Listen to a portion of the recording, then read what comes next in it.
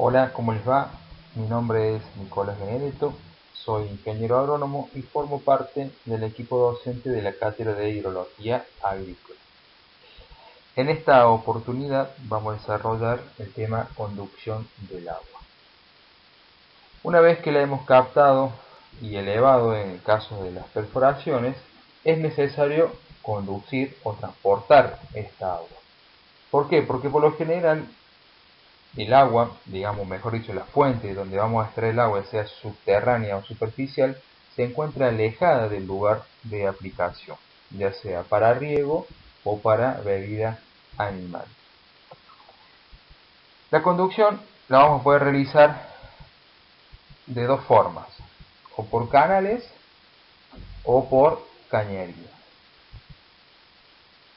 Cuando nos referimos a canales hacemos referencia a conductos descubiertos, en los cuales, digamos, el agua se conduce a cielo abierto y circula sometida a la presión de la atmósfera.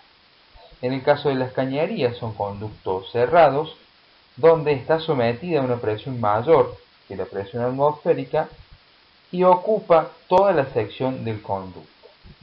Pero cuando esta cañería, digamos, no está completamente ocupada por el agua, o sea, cuando no está totalmente llena, la circulación desde el punto de vista hidráulico se comporta como un canal.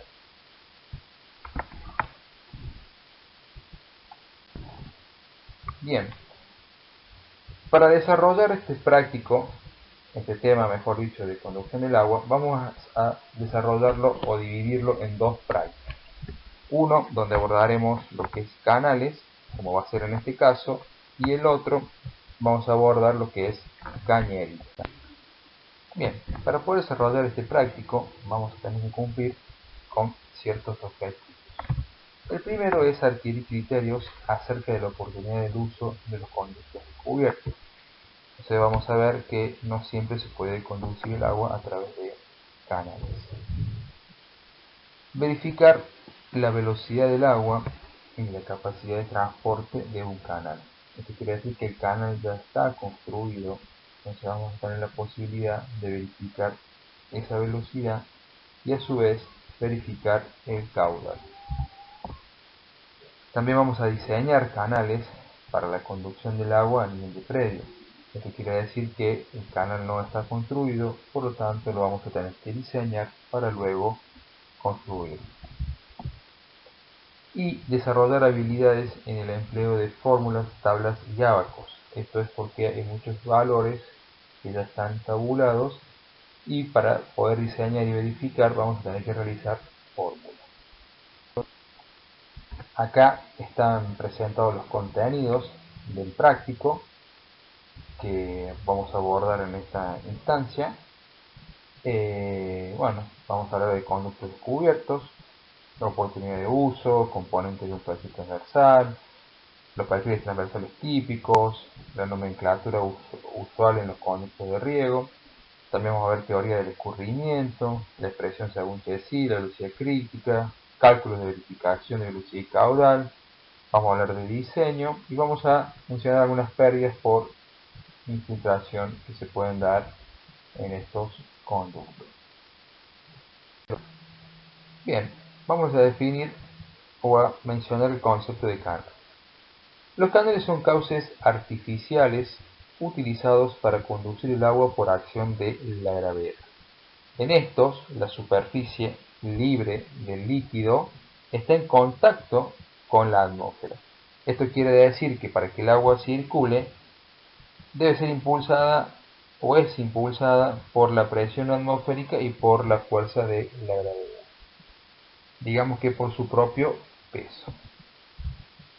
Cuando nos referimos a los canales, lo hacemos a nivel de predio y los podemos clasificar en canales permanentes y canales temporales.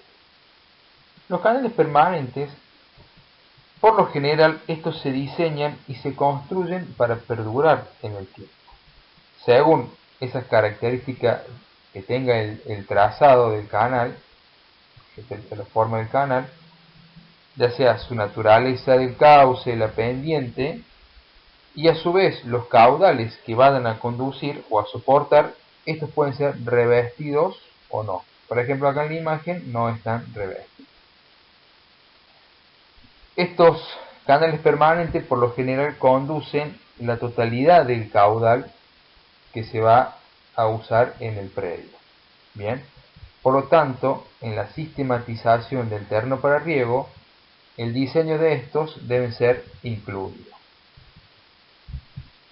Después tenemos los canales temporarios. Se dice que son temporarios porque estos nacen y mueren con el cultivo, o sea, se construyen para regar ese cultivo y cuando termina su ciclo se los desarma. Estos canales por lo general no se diseñan bien, no es tan estricto, mejor dicho, su diseño hidráulico, pero no hay que descuidarse porque pueden afectar una mala construcción de estos canales, puede afectar a la eficiencia de la conducción.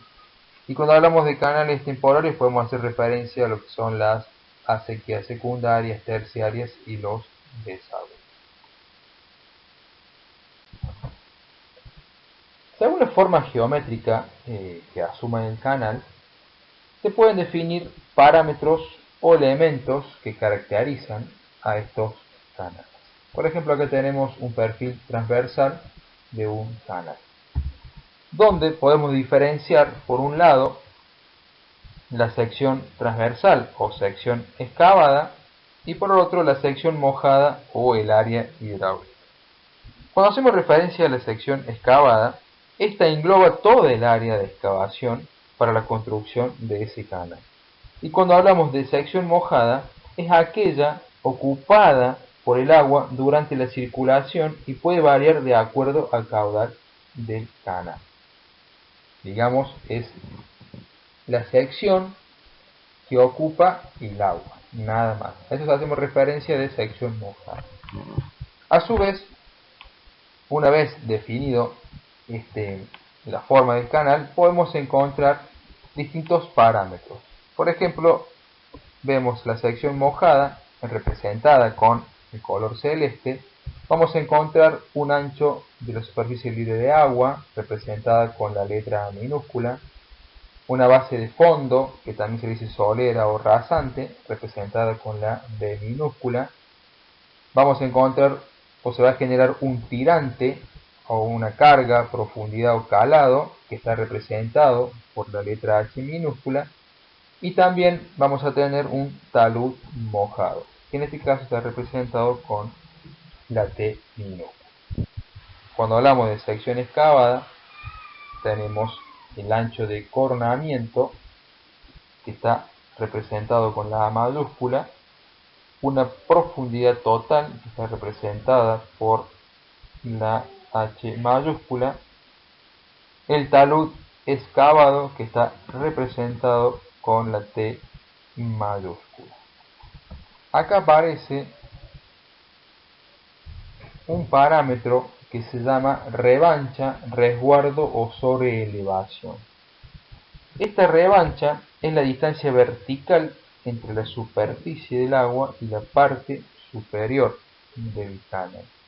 Como su nombre lo dice, es un resguardo y es necesario calcularla para evitar que en ciertas circunstancias el agua escurra por fuera de la acequia, ya sea por un mal manejo o por zonas ventosas o por un mal cálculo. Entonces tenemos esa posibilidad como un resguardo para evitar que el agua salga del canal. A su vez también vemos que esa inclinación de los taludes está determinada por un ángulo phi, donde esa inclinación, ya vamos a ver más adelante, depende de la naturaleza de las paredes. Bien, acá vamos a representar las secciones o las formas más conocidas que pueden asumir los canales. Por ejemplo, tenemos la sección cuadrada o la sección rectangular, donde sus paredes son totalmente verticales, por lo tanto está más expuesta a lo que es la erosión de esos taludes. Entonces, por lo general, estas se construyen en zonas donde existe roca. o se tienen que revestir con mampostería o hormigón para evitar el desmoronamiento de esas paredes. Bien, después tenemos una sección trapecial y una sección triangular, donde vemos que sus paredes o sus taludes están más inclinados. Entonces, en conductos que no van a ser revestidos, la sección, por ejemplo, la trapecial, es la más ventajosa porque evitaría desmoronamiento. O sea, la ejecución en tierra, como podemos ver en el ejemplo, es más recomendable hacer una sección trapecial para evitar esos desmoronamientos, al igual que la triangular. Bien, tenemos una sección también semicircular que desde el punto de vista hidráulico tiene una mayor eficiencia en la conducción. Esto es porque tiene un menor perímetro mojado, por lo tanto se va a generar menor fricción, entonces la velocidad va a ser mayor. El problema que tienen es que son de difícil construcción. Por lo general este tipo de secciones ya vienen premoldeadas, prefabricadas, y lo que se hace es en el campo colocar, como se ve en la imagen.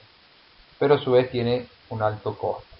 Entonces, en el caso que tengamos canales excavados en tierra, que es lo que más se da a nivel de predio, la sección más recomendada desde el punto de vista económico y a su vez para evitar los desmoronamientos es la sección trapecial.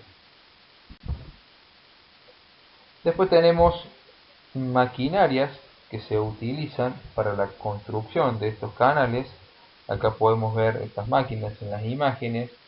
Este tipo de máquina se usa más para lo que son los canales de tipo permanentes, que se construyen para que perdure en el tiempo. Después, ya a nivel de predio, podemos obtener un zanjeador que se utiliza para hacer los canales de tipo temporarios, que como habíamos dicho se construyen para el riego de ese momento. Estos implementos son más comunes de encontrar en el predio, en el campo, que están destinados a riego sobre todo por gravedad. Podemos encontrar un bordeador también, que se utiliza para hacer estas acequias. Pueden ser acequias secundarias o terciarias, o regueras. Después tenemos los surcadores, que son los que se utilizan para hacer los surcos. Bien, también se utiliza para conducir el agua. Bien, dependiendo de la topografía del terreno y de las condiciones del trazado, digamos también de la naturaleza del terreno, los canales pueden adquirir en su desarrollo longitudinal, pueden ser totalmente excavados, donde el canal se excava y queda por debajo del nivel de la superficie del terreno, o en terraplén, donde el canal se hace por encima del nivel del terreno, y después tenemos un semi excavado, que es un intermedio entre los dos. Parte va excavada y parte en terraplén. Esto dependiendo siempre de las condiciones, como dijimos, topográficas, donde nos den los niveles para conducir el agua, ya que la única forma de avanzar el agua en estos conductos es a través de la gravedad.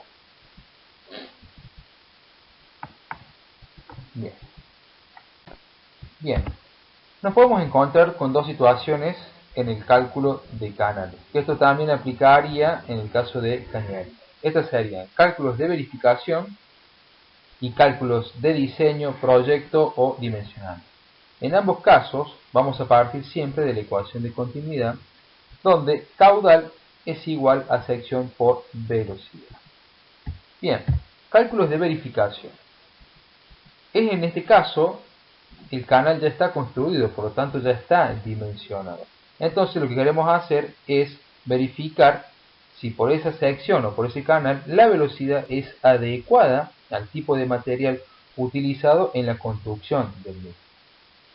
Esto es importante, digamos, porque no puede superar ciertos valores máximos de velocidad, porque si supera podría producir erosión tanto de las paredes como de la base del canal. Para realizar el cálculo de verificación vamos a comenzar calculando la velocidad. Utilizaremos la ecuación de así, donde dice que velocidad es igual a un coeficiente de gasto por la raíz cuadrada del radio hidráulico por la pendiente. Como ya está construido el canal, o sea, ya está trazado ese canal, podemos determinar la pendiente. A través de un relevamiento altimétrico podemos obtener esa pendiente. Ese relevamiento altimétrico lo vamos a realizar en el trazado del canal que ya está construido. De esta manera obtenemos la pendiente.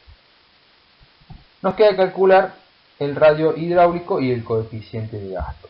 Ese coeficiente de gasto está determinado por distintos autores, en los cuales, como podemos ver acá, los tres autores coinciden en que para determinar ese coeficiente de gasto de rozamiento hay que tener en cuenta la naturaleza de las paredes, que está representado con la letra M y N, que depende de la rugosidad de esas paredes, que va a ser afectado por, dependiendo del material que se use, va a ser mayor o menor la fricción o el rozamiento, y que va a depender de esas características del conducto. Y a su vez utilizan el radio hidráulico para el cálculo de ese coeficiente.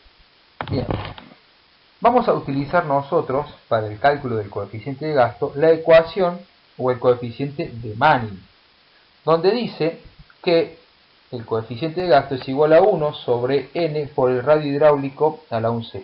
N es el coeficiente de rugosidad de Manning y expresa el rozamiento y depende de las características de ese conducto. Estos valores están tabulados en las tablas que ustedes tienen, así que no hace falta calcular, lo que quiera lo puede calcular por fórmula, y si no directamente hay una manera para encontrarlo a través de las tablas. Bien, una vez que tenemos ese coeficiente de rugosidad de Manning, que depende de la naturaleza de las paredes, vamos a tener ese valor. Y nos estaría faltando calcular el radio hidráulico, tanto para después calcular la velocidad como para determinar el coeficiente de gasto. ¿Qué es el radio hidráulico? Es la relación entre la sección mojada sobre el perímetro mojado. Estamos haciendo referencia a esa sección que vimos al principio, donde estaba ocupada por el agua. Entonces esa es la sección mojada sobre el perímetro mojado de ese canal. Entonces, ¿podemos calcular la sección mojada? Sí. ¿Podemos calcular el perímetro mojado? Sí, porque el canal ya está construido. Entonces determinamos esos dos parámetros y obtenemos el radio hidráulico. Más adelante vamos a ver qué importancia tiene ese radio hidráulico o esa relación entre la sección mojada y el perímetro mojado. Bien, una vez que tenemos el coeficiente de gasto, tenemos el radio hidráulico y la pendiente, estamos en condiciones de calcular la velocidad que circularía por ese canal. Una vez que tenemos calculada esa velocidad, lo que vamos a hacer es compararla, bien, o mejor dicho, corroborarla con estos cuadros donde dice que rango de velocidades admisibles según material. Dependiendo de la naturaleza del cauce, vamos a tener un rango de velocidades permitidas. Por ejemplo, si el terreno es muy suelto, la velocidad o el rango de velocidad va de 0,30 a 0,45. Si nos vamos a terrenos más consolidados, por ejemplo, terrenos compactos, ya puedo aumentar un poco más la velocidad, y en este caso iría de 0,85 a 1,20. ¿Qué quiere decir? Que a medida que el material es más resistente a la erosión, podemos aumentar la velocidad. Una vez que calculamos la velocidad y la comparamos con estos valores, determinamos si es aceptable o no. Por ejemplo, acá dice que la velocidad máxima es a partir de la cual se produce erosión, y la velocidad mínima por debajo de la cual se produce embanque o sedimentación. Si esa velocidad es adecuada al tipo de material que estamos utilizando, seguimos los cálculos. Acá tenemos otro otra tabla donde podemos determinar velocidades máximas admisibles según materiales, pero fíjense que todas dependen de la naturaleza de las paredes y de la solera, que va a hacer referencia a si es más excavado en tierra, si es revestido o no. Dependiendo de esa situación, son las velocidades que se aceptan. Por ejemplo, vamos a los extremos. Arena muy fina, una velocidad media máxima es de 0,23 metros segundo.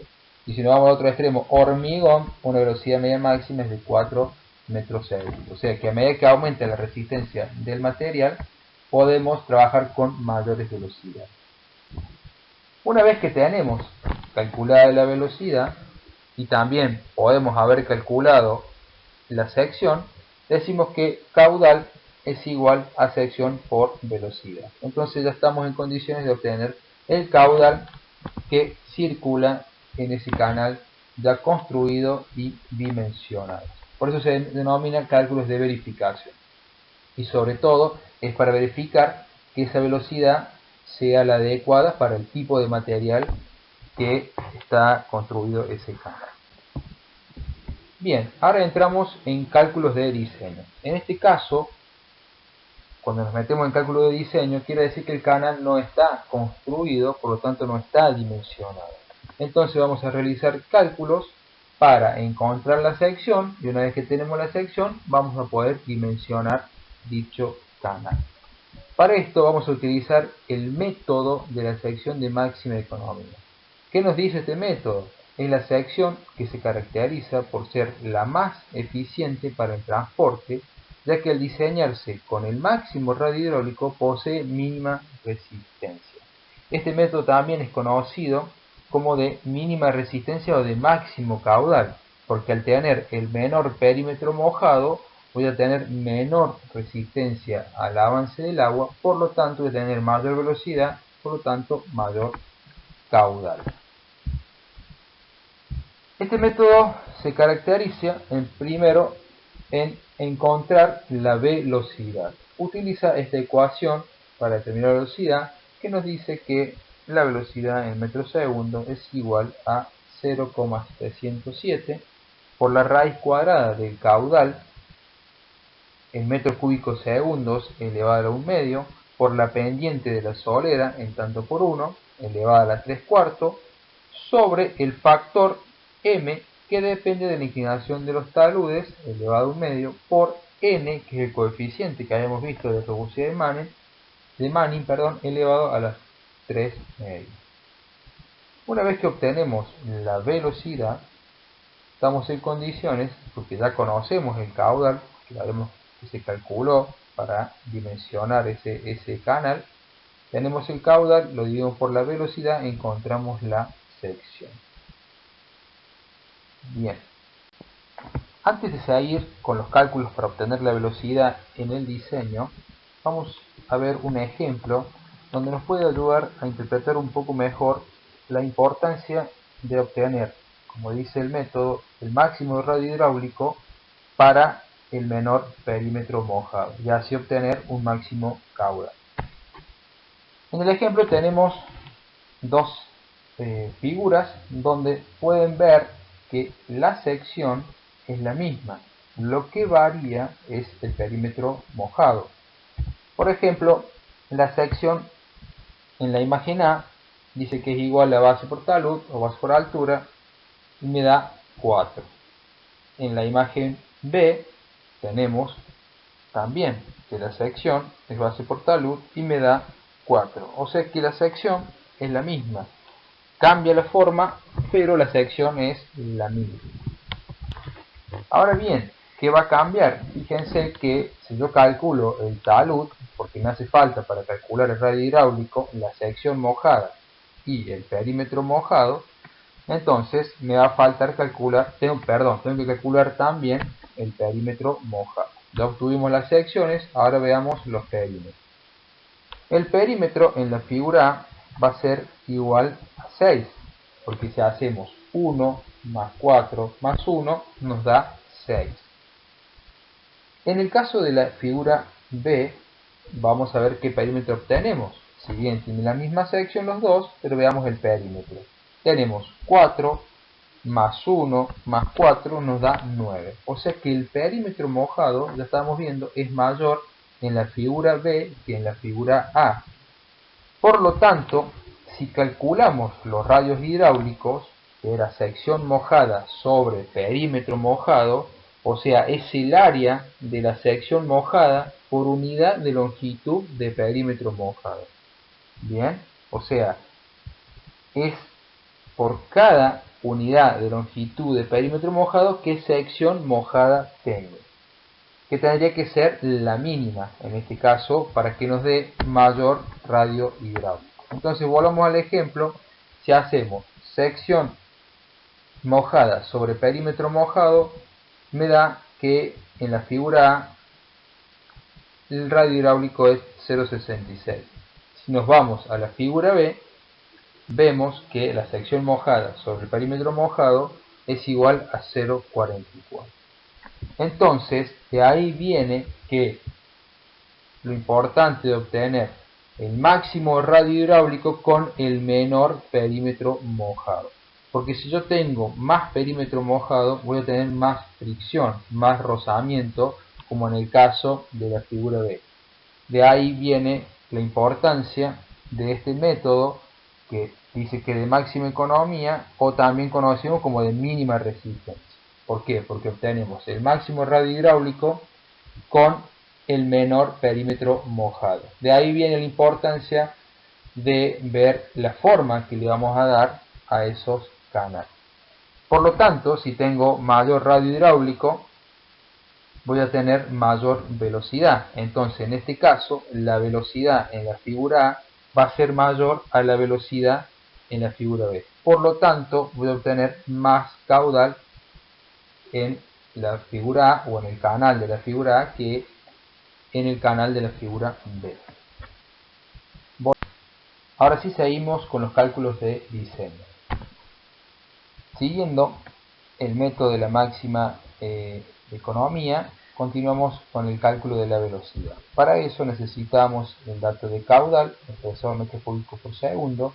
Ese dato de caudal es la base para el diseño del canal que queremos construir, porque digamos vamos a construir un canal para conducir ese caudal ya calculado. También necesitamos el dato de pendiente. Esto es importante tenerlo en cuenta al momento de realizar la ejecución del canal, ya que hay pendientes, si son muy elevadas, pueden generar erosión en los suelos, digamos, en la conducción. Y por lo general en tierra, cuando se hacen en tierra los canales, se asumen valores entre 0,5 y 1,5 por minuto. Después vamos a continuar con el cálculo, o mejor dicho, encontrar el valor de M, que hacía referencia a la inclinación de los taludes. Y esa inclinación de los taludes iba a depender de la naturaleza del cauce. Fíjense que a medida que pasamos de un material más compacto a uno más suelto, esa inclinación, o sea, esos taludes tienden a acostarse más. Y esto es para evitar el tema de la erosión de los taludes, de las paredes del canal. Entonces, una vez que definimos la naturaleza del cauce, buscamos, por ejemplo, tierra vegetal consistente, y nos dice que el valor de la tangente de ese ángulo es 1. Una vez que obtenemos ese valor, nos vamos a la tabla de valores de m y m elevado a 1 medio y buscamos el valor de m. Entonces entramos con el valor de la tangente, que habíamos dicho que era 1, entonces el valor de m es 1,828, y ya está elevado el valor de m a 1 medio, entonces nos queda 1,352. Ese valor es el que colocamos en la ecuación. Una vez obtenido este valor, vamos a encontrar el coeficiente de rugosidad de Manning, que también depende de la naturaleza de las paredes, de cómo esté ejecutado o cómo va a ser ese canal que vamos a construir. Entonces buscamos, en función de lo que hemos decidido, de la naturaleza de las paredes, y buscamos el coeficiente de rugosidad de Manning.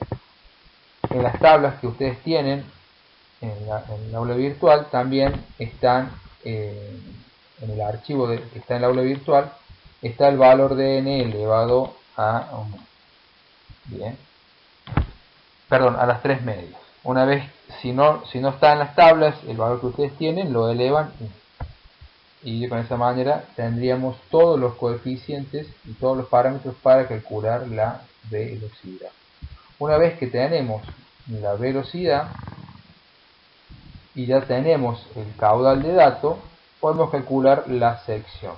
Antes de calcular la sección, es importante corroborar que la velocidad que obtuvimos en el cálculo sea adecuada a las velocidades máximas permitidas para esa condición de conducto, digamos, del canal que vamos a conducir, que no supere la velocidad máxima permitida para evitar erosión en algún futuro. Entonces, una vez que tenemos la velocidad, teniendo el caudal, estamos en condiciones de calcular la sección, donde sección es igual a caudal sobre velocidad. De esa manera encontramos la sección. Esa sería la sección del canal, la sección mojada del canal. Bien, una vez que tenemos la sección mojada, entonces, una vez que calculamos la sección mojada, procedemos al dimensionamiento del canal. Para esto utilizaremos esta tabla, que necesitamos el dato de inclinación de los taludes, que previamente lo habíamos determinado en función de la naturaleza de las paredes. Entonces ya tendríamos que tener ese dato de inclinación de los taludes. Entonces, una vez que tenemos ese dato de inclinación de los taludes, vamos a encontrar para cada parámetro de la acequia su determinado factor. Por ejemplo, si la inclinación de los taludes nos daba 2.1, el factor para el tirante va a ser 0.74, el factor para el talud mojado va a ser 1.057 y así para el resto de los parámetros de la acequia. Una vez que tenemos esos factores y la sección mojada, estamos en condiciones de calcular los parámetros que componen una acequia.